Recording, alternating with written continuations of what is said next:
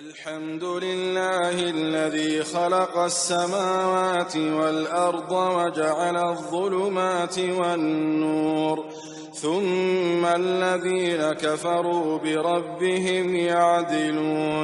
ټول د کمال صفتنا خاص هغه الله لرا دی چې اسمانونه او مځکه یې پیدا کړې دي او پیدا کړې دي تیارې او رڼا. بیا هم هغه خلق چې کافر دي د خپل رب سره نور شیون برابروي. هو الذي خلقكم من طين ثم قضى أجلا وأجل مسمى عنده ثم أنتم تمترون.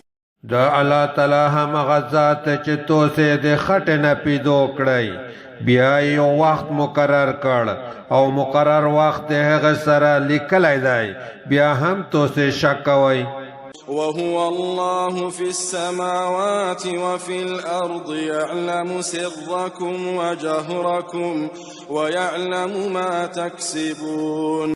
فاسمانونه کې او پمځکه کې هم هغه الله تعالی دی هغه د توسه په پټه حالات او د توسه په ښکار حالات پیږي او پیږي په هغه چې توسه کوي.